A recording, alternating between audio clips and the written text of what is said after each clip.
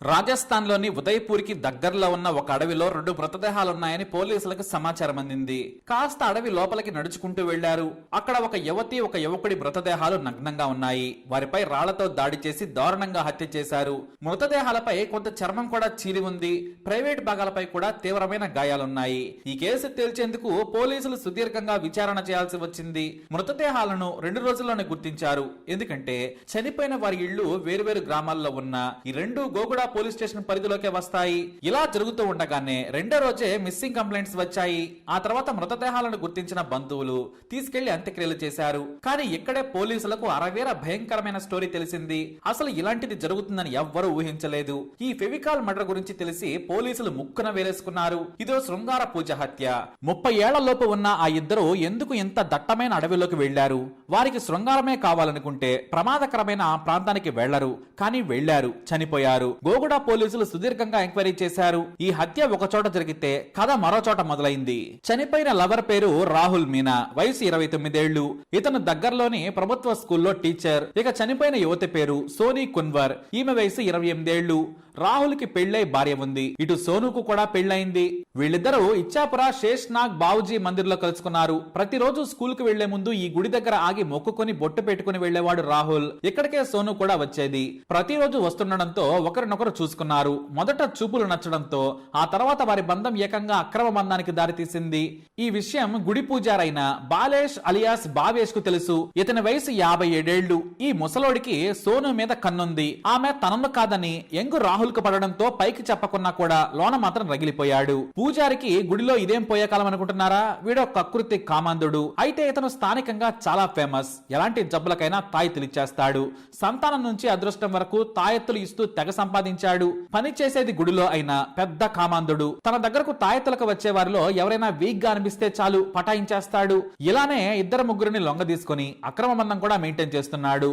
ఒక యువతికి భారీగా డబ్బులు కూడా ఇస్తూ గుడి పక్కనే ఉన్న తన గదికి పిలిపించుకుని ఎంజాయ్ చేస్తూ ఉంటాడు. ఇటు సోను అందాన్ని కూడా చూసి ఆశపడ్డాడు. కానీ పూజారి భావేష్ ను పట్టించుకోకుండా యంగ్ అండ్ హ్యాండ్సమ్ గా ఉన్న రాహుల్ కు పడిపోయింది సోను. అతను తన బైక్ పై తిప్పుతూ సోనుకు ఎంటర్టైన్మెంట్ ఇచ్చేవాడు. అయితే ఈ పూజారి నగ్న చరిత్ర వీరిద్దరికీ తెలుసు. అతను సీక్రెట్ గా గుడి వెనక వేషాలు వేస్తూ ఉంటాడు.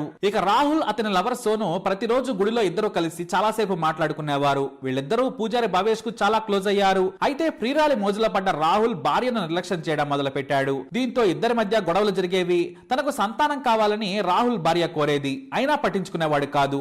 మరోవైపు సోను తన భర్తను నిర్లక్ష్యం చేసి రాహుల్ తో ఎంజాయ్ చేసేది. అయితే ఇదే గుడికి రాహుల్ భార్య వచ్చింది. తన భర్త నాతో క్లోజ్ గా ఉండడం లేదు, మేము కలిసి ఉండేలా పూజ చేసి తాయిత కట్టమని అడిగింది. దీంతో భావేష్ ఓ ప్లాన్ వేశాడు. ఈ సోనును రాహుల్ నుంచి విడదీయాలనుకున్నాడు.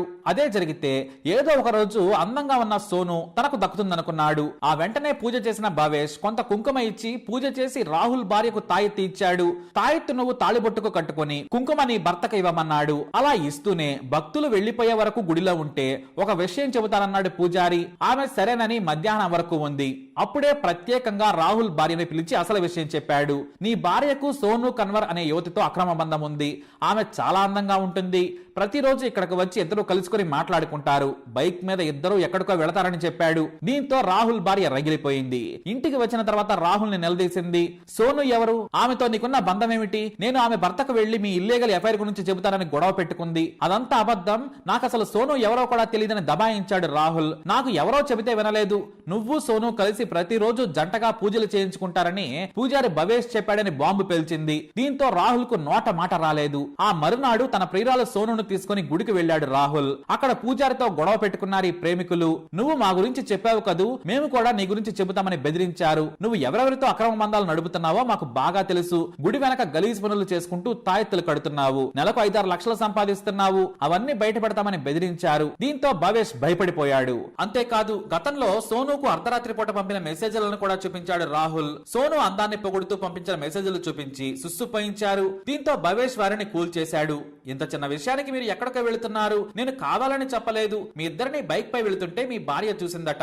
ఆమె ఎవరు అంటే పేరు మాత్రమే చెప్పాను. మీ మధ్య నా బంధం చెప్పలేదని మాట మార్చాడు. నేను మీ భార్యకు మళ్ళీ సర్ది చెబుతాను. మీకు పూజలు కూడా ఫ్రీగా చేసి పెడతాను. మీ రిలేషన్ కి నా మద్దతు ఉంటుందని చెప్పాడు భావేష్. కూల్ చేయగానే అంతటితో ఆ గొడవ సద్దుమడిగింది. మరోసారి రాహుల్ గురించి మంచి మాటలు అతని భార్యకు చెప్పాడు భవేష్. రాహుల్ కు అతని భార్యకు గుడిలోనే పూజలు చేసి తాయెత్తులు ఇచ్చి మీకు అదృష్టం కలిసి వస్తుందని దీవించాడు. ఇక రాహుల్ సోనుల అక్రమ బంధం కొనసాగుతూనే ఉంది. కానీ భవేష్ వారిద్దరిని అడ్డు తొలగించుకోవాలి అనుకున్నాడు. పైకి మాత్రం వారితో ప్రేమగా మాట్లాడేవాడు. మొసలోడే కానీ పూజారి మహా ముదురు. ఎందుకంటే చుట్టుపక్కల గ్రామాల్లో తనకు చాలా మంచి పేరుంది. జ్యోతిష్కుడిగా తాయెత్తులు కట్టే పూజారిగా ఆయనకు గొప్ప పేరుంది. ఆదివారం వస్తే పూజలు చేసేందుకు ఆయనకు తీరికే ఉండదు. ఇంతటి గొప్ప వ్యాపారం మీద ఏ రోజైనా దెబ్బ కొడతారని ఈ భవేష్ భయపడ్డాడు.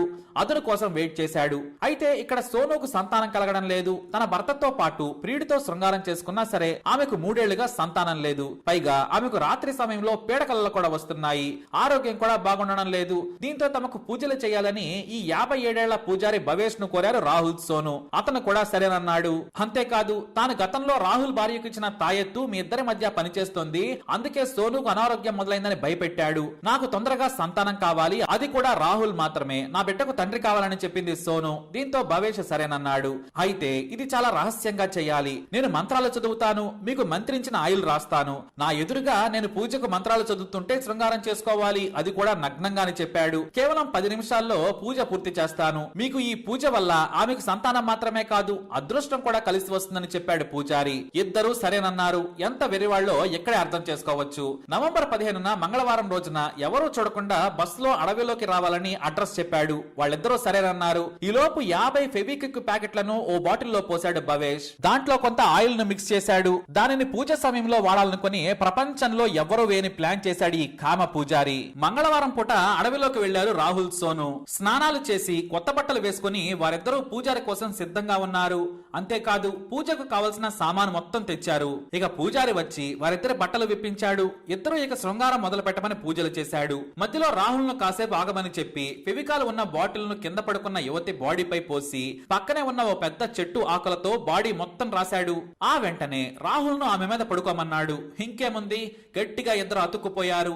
ఏం చేశావు? మేము అతుక్కుపోయామని గట్టిగా అరిచాడు రాహుల్.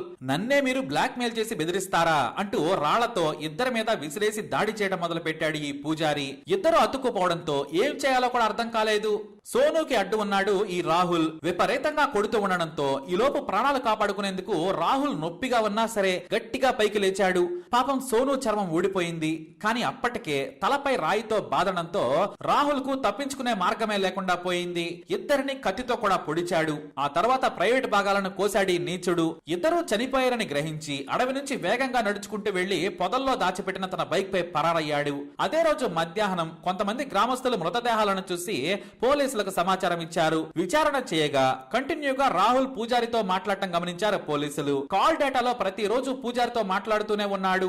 దీంతో పూజారిని అదుపులోకి తీసుకుని విచారించారు. అంతేకాదు రాహుల్ భార్యను కూడా పిలిచి విచారించగా ఆమె కూడా వారి మధ్య అక్రమ బంధం గురించి పూజారి చెప్పాడని పోలీసులకు తెలిపింది. కానీ ఈ హత్యలో రాహుల్ భార్యకు ఎలాంటి సంబంధం లేదని తేల్చారు పోలీసులు. ఇప్పుడు ఆ కామ పూజారి జైలుకెళ్లాడు. అయితే హత్య తర్వాత వేగంగా బైక్ పై వెళుతుండగా ఓ చోట అదుపు తప్పి కింద పడడంతో చేతికి గాయమైంది. కేవలం తన పరువు తీస్తారనే భయంతో హత్య చేశాడు ఈ భవేష్. అసలు హత్య చేయకుండా ఉంటే అందరి జీవితాలు బాగుండేవి. తాను చేసిన ఈ హత్యను ఎవరో పట్టించుకోరలే అనుకున్నాడు భవేష్. కానీ టెక్నాలజీ పెరిగిన విషయం మరిచిపోయాడు. దాదాపు 50 సీసీ కెమెరాల్లో రాహుల్ సోనుతో పాటు బైక్ మీద తిరుగుతున్న పూజారి వీడియోలు కూడా రికార్డ్ అయ్యాయి. ఈ హత్య ఇప్పుడు రాజస్థాన్ లో వైరల్ గా మారింది. అసలు ఒక వ్యక్తి ఎదురుగా శృంగారం చేసుకోవడం ఏంటి, పూజ పేరుతో ఫెవికాల్ రాసి చంపడం ఏంటనేది యూత్ లో తెగ చర్చ జరుగుతోంది. ఇది ఫెవికాల్ హత్యగా ఇప్పుడు పాపులర్ అయింది. ఏదేమైనా అతను పూజారే కాదు, ఎంత క్రిమినల్ మైండ్ ఉంటే ఫెవికాల్ వాడాలి, వాళ్ళని అతికించాలి, చంపాలి అని మాస్టర్ ప్లాన్ వేసుంటాడు. మరి ఇలాంటి నీచుడికి ఏ శిక్ష పడాలి? మీ అభిప్రాయాన్ని కమెంట్ ద్వారా తెలియజేయండి. అలాగే ఇలాంటి కేసెస్ గురించి తెలుసుకోవాలనుకుంటే తప్పకుండా లైక్ చేయండి, షేర్ చేయండి, మా ఛానల్ సబ్స్క్రైబ్ చేసుకోండి.